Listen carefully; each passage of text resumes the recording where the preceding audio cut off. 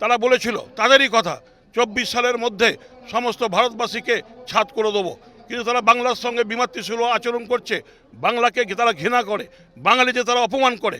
তাই বাংলা খেপেছে, আজ বাঙালিরাও খেপেছে, সবাই মিলে রাস্তায় নেমেছে মমতা ব্যানার্জি অভিষেক ব্যানার্জির নেতৃত্বে, যে বাংলা 13ই মে বুঝিয়ে দেবে আমাদের বীরভূমের সিট।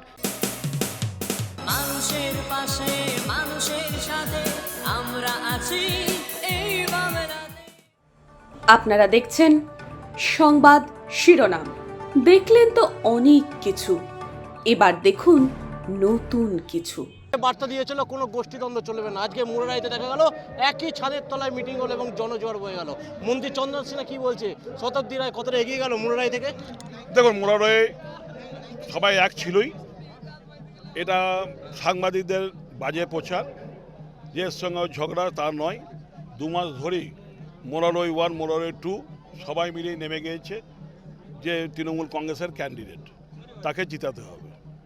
তাই আজকে এই সভা প্রমাণ করলো যে বিনয়দা, আলী খান থেকে শুরু করে সবাই মিলে নেতৃত্ব, বাবলু থেকে, গাইলু থেকে, সিরাজুল থেকে শুরু করে প্রতিটি অঞ্চলের প্রধান, প্রতিটি অঞ্চলে অঞ্চল সভাপতি, প্রতিটি বুথ প্রেসিডেন্ট, মহিলা প্রেসিডেন্ট থেকে শাখা সংগঠনের সমস্ত প্রেসিডেন্ট জান দিয়ে তারা ভোট করছে।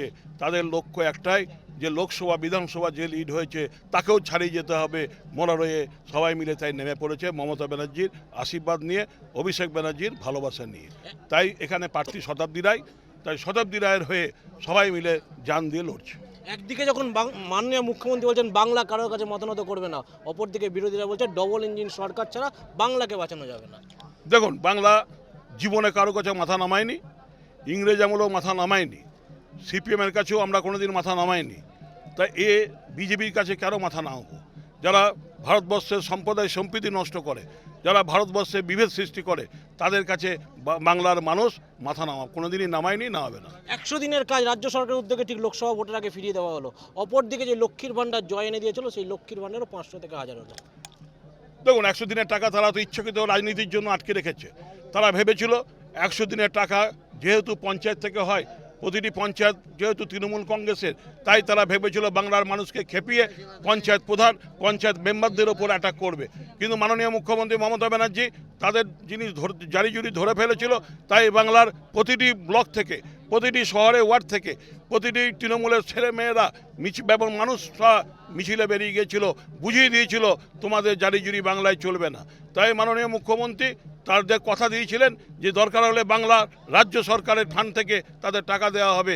তাই 59 লক্ষ মানুষকে যারা জব কার্ড হোল্ডার কাজ করেছিল তাদের টাকা মিটিয়ে দিয়েছে।